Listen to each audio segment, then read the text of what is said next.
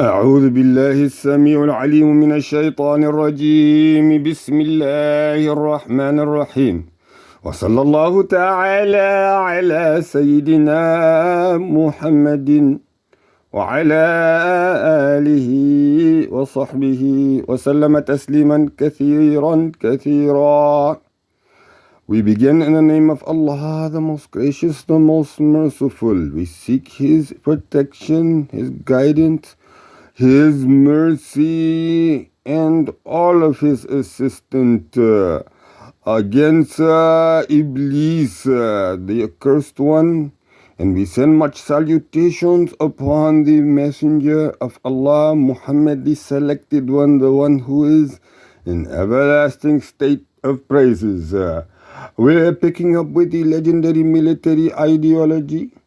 This is the era of Sayyidina Ali ibn Abi Talib radiallahu anhu, after completing the era of Sayyidina Uthman as well as Sayyidina Umar ibn al-Khattab, both known to be the legendary military government for Sayyidina Umar ibn al-Khattab, and for Sayyidina Uthman ibn Affan, it's the legendary military nation or empire.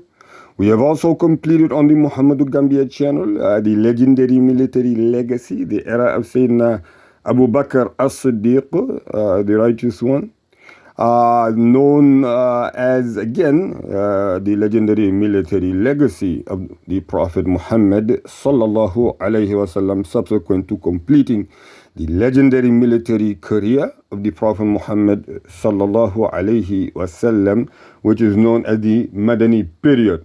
All on Muhammadu Gambia channel.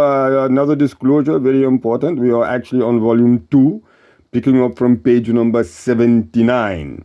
This is your humble and respectable orator Muhammad Israel. Picking up from the second paragraph, at Zubayr departed the battlefield and Talha died. May Allah Jalla Jalaluhu be pleased with both of them. With the fall of the slain and wounded, the first round of the Battle of the Camel had ended, and the army of Ali ibn Abi Talib radiallahu anhu had prevailed. Ali radiallahu anhu, the commander of the believers, had been following the progress of the battle and saw the slain and wounded on both sides. He was distressed and saddened by that. He went to his son Al-Hassan and embraced him. Ali radiallahu anhu began weeping and saying to him, "O my son, would that your father had died 20 years before this day." Meaning, he regretted that he would rather have passed away 20 years before this day. Al-Hassan said, "O my father, I warned you about this." Ali ibn Abi Talib radiallahu anhu said, "I did not think that it would go this far. What good is life after this? What good can be hoped for after this?" End quote. Bulletin 1.6.3, the second round of the Battle of the Camel. News reached the mother of the believers, Aisha radiallahu anha, of the fighting that had taken place. She came out on her camel surrounded by the Azdi tribes and accompanied by Ka'b ibn Sur, to whom she had given a mushaf to use to call the people to stop fighting.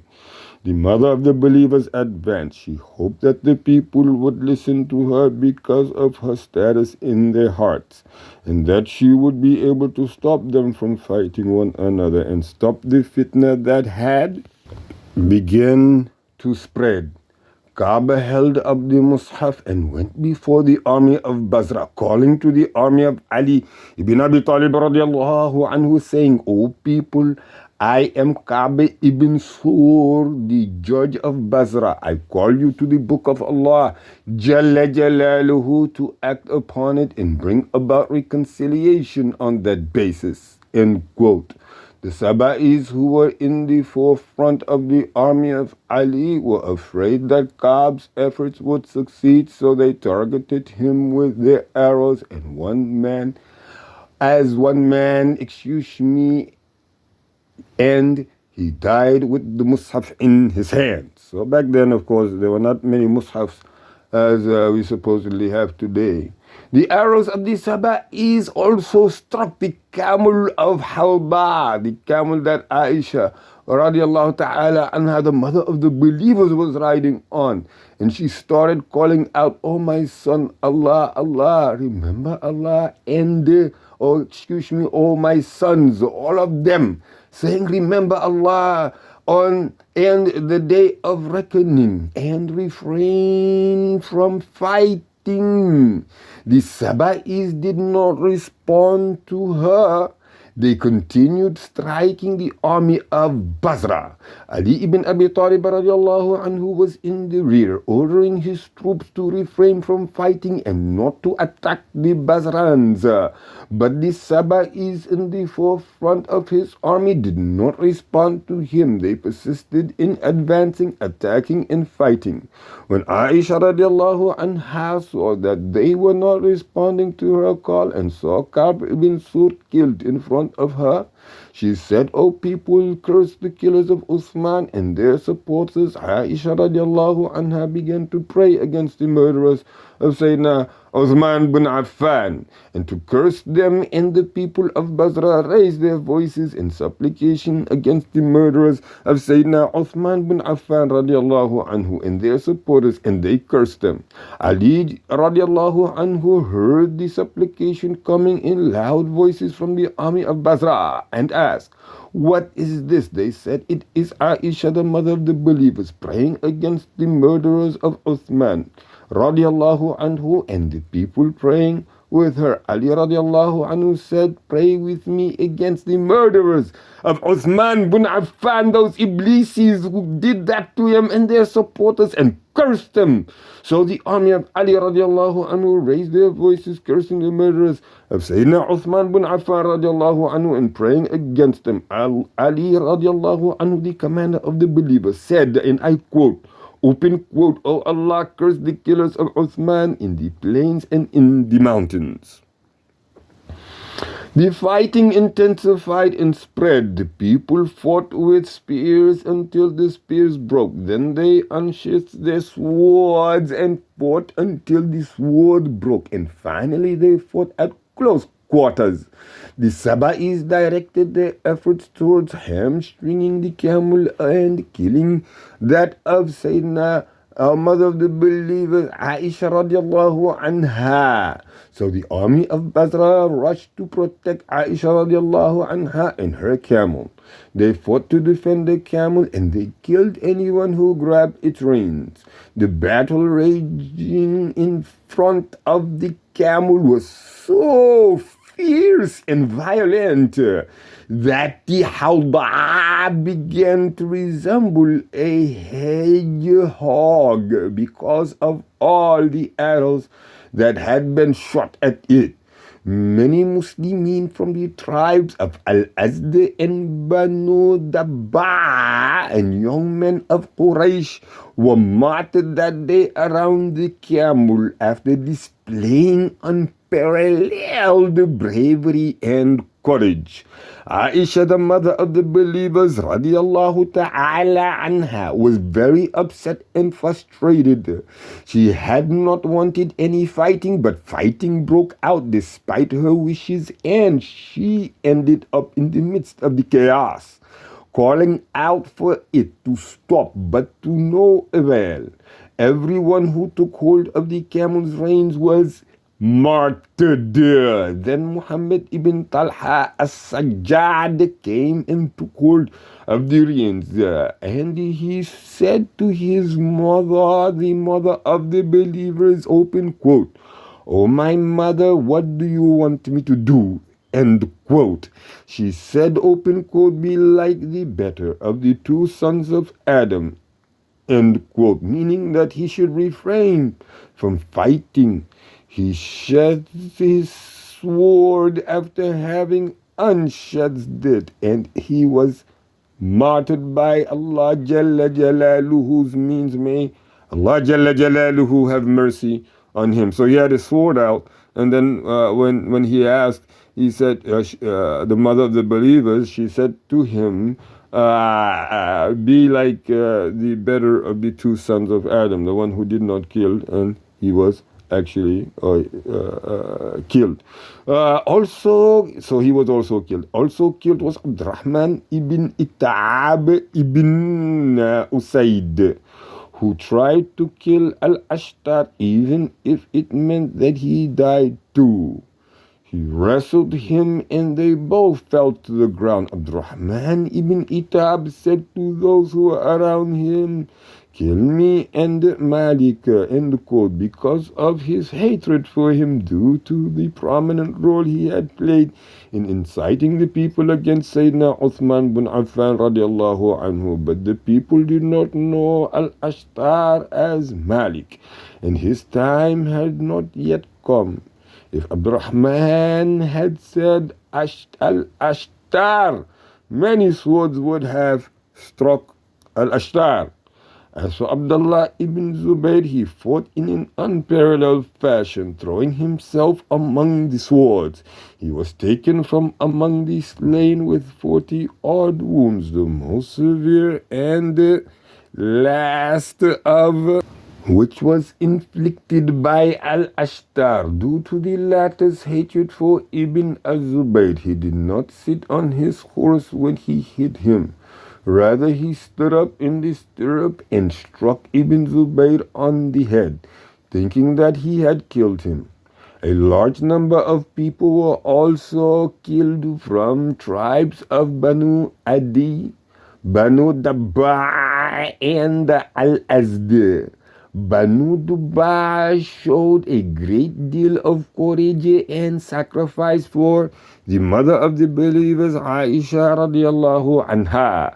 Amirul Mu'mineen Ali ibn Abi Talib, by virtue of his wisdom, strength, and military skill with which he had been blessed, realized that as long as the camel remained on the battlefield, the fighting would continue and a large number of people would get killed. The people of the camel would not be defeated or give up fighting as long as the mother of the believers remained on the battlefield. Her staying on the battlefield also posed a danger to her life. The hawda in which she was sitting was bristling with arrows like a hedgehog. Ali radiallahu anhu ordered some of his troops, including Muhammad ibn Abi Bakr, the brother of the mother of the believers, and Abdullah ibn Badil, to hamstring the camel and take Aisha radiallahu ta'ala anha out of the hawda and to the ground. In other words, they were to strike the camel's feet with their swords. Her brother Muhammad and Abdullah ibn Badil carried her hawda and placed it in front of Ali radiallahu anhu, who ordered that she be taken into the house of Abdullah ibn Badil. Ali's military intuition proved to be correct. As soon as the mother of the believers left the battlefield, the motive that was making the people of Basra eager to fight to the death disappeared, and they turned and fled. If he had not taken this step, the battle would have continued until the entire army of Basra, which was defending the camel, had been destroyed, or the army of Ali radiallahu anhu had been defeated. Very important for Bowers to take note of how to just get out of the battlefield instead of leading people into the Jahannam, you know. That's a very serious issue with people who remain in what they know to be wrong, in fabricated lies. Because the situation still and will always be the same in terms of outcome.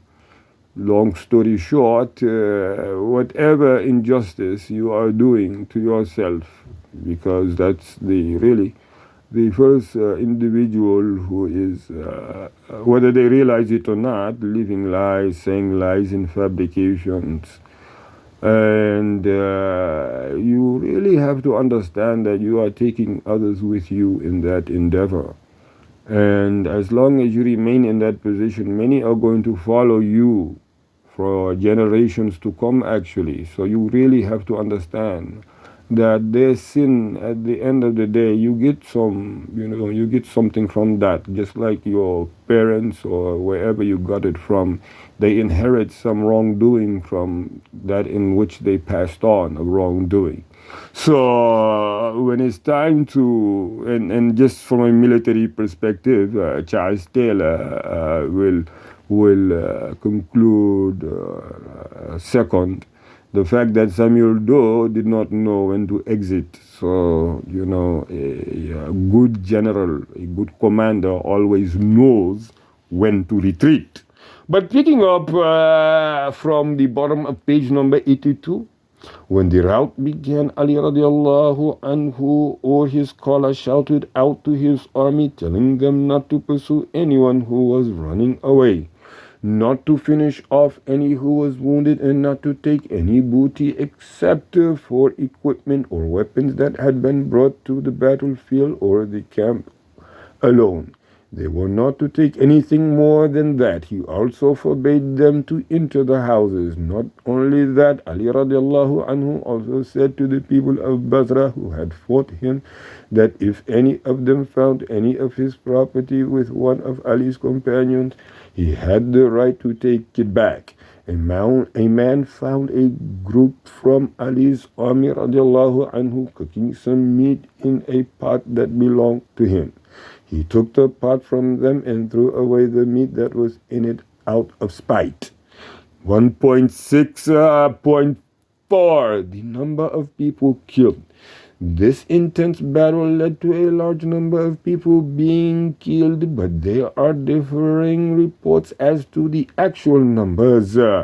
Al-Mas'udi said that these differences were due to the bias of the narrators. Qatada stated that the number of people killed at the Battle of the Camel was 20,000. It seems that this is greatly exaggerated because the number of the two armies put together was close to this or less. The Rafidi Shia Abu Makhnaf exaggerated greatly because of his bias, and he did wrong when he thought that he was doing right. He said that the 20,000 were from among the people of Basra.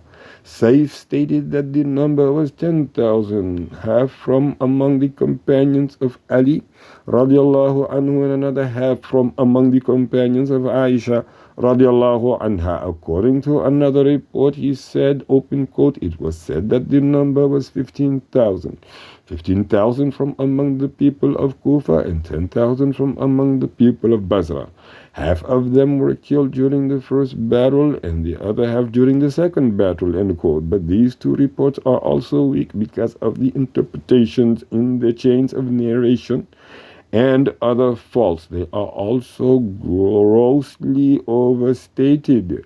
Omar ibn Shayba mentioned with his chain of narration that the number of slain was more than 6,000, but this report is also weak in its chain of narration.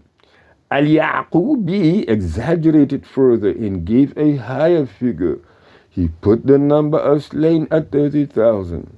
This figure is highly inflated. The reasons for this overstatement include the following. A. The desire of the enemies of the companions, namely the Saba'is and their followers, to deepen the dispute and division among the members of the Ummah, who are united by the love of the companions and who are following their example after that of the Messenger of Allah sallallahu alayhi wasallam. B. The contribution of some poets and ignorant people from numerous tribes to inflating and magnifying the number, so as to match the poetry that they attributed to some of their leaders and knights. In addition to that, the storytellers wanted to attract people's attention with the exciting events of which they spoke. C. The building of confidence for the followers of the thugs and Saba'is in order to prove the success of their plans and arrangements. As for true number of people slain in the battle of the camel, it is probably very small for the following reasons. Inshallah, we will stop this one here at page number 84. سبحانك اللهم وبحمدك وتبارك اسم ربك وتعالى جدك ولا إله غيرك ولا حول ولا قوة إلا بالله العلي العظيم سبحان ربك رب العزة عما يصفون وسلام على المرسلين والحمد لله رب العالمين.